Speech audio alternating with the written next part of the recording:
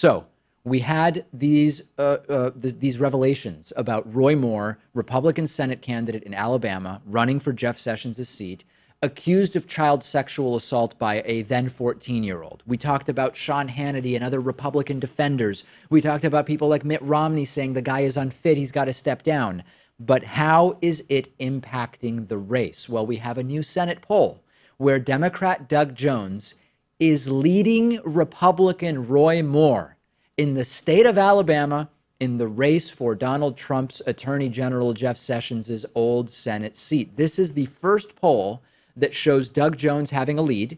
It has Jones up 46-42. This poll was done by JMC Analytics after the reporting of the child sex assault allegations surfaced against Roy Moore. Now, it's 46-42, but it has a 4% margin of error. So statistically, this is still a tie.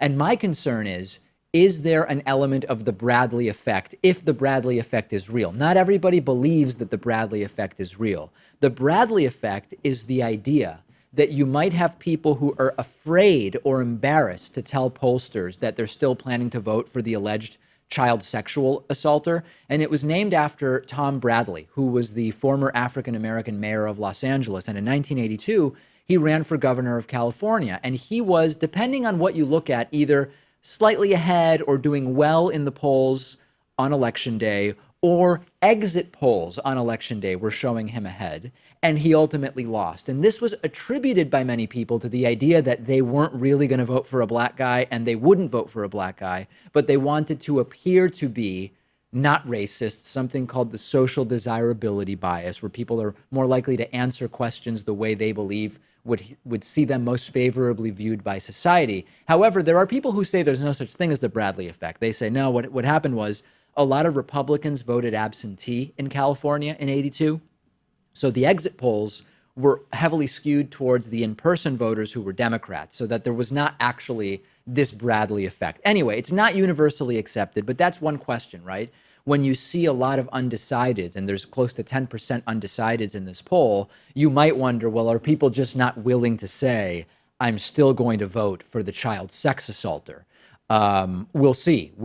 And in fact, there are some other polls, and there was another poll that came out from Decision Desk HQ, which has it at 46-46 with fewer undecideds. There are other polls which still have Roy Moore slightly ahead. What's clear, though, is that Moore's support has gone down. Now, the other thing I do want to mention is that there's an internal here from the JMC Analytics poll, which shows that 37% of evangelical Christians that were surveyed, 37%, say they are more likely to vote for Roy Moore after news broke of his child sexual assault allegations. And that gets me to something that I was hoping wouldn't be true, but it's not hugely shocking, which is that, look, evangelicals voted for Trump when Trump is ostensibly the opposite of what evangelical Christians really should be voting for.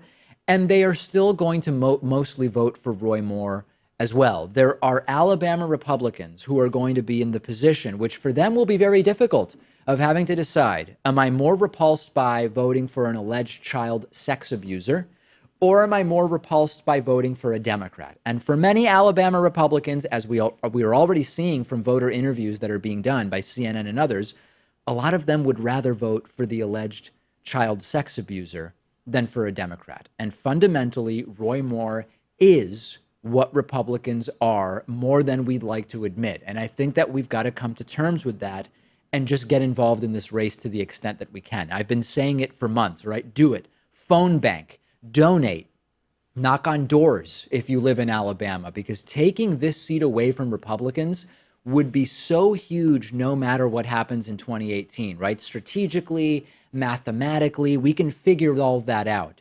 But the idea that Trump already regrets hiring Jeff Sessions because he wants somebody who's not recused from the Russia stuff as Attorney General, if on top of that, Donald Trump's decision to hire Jeff Sessions led to a Democrat taking this Alabama seat, that would just be so great. I would absolutely love it. So get involved in this race, donate, phone bank, do whatever you can.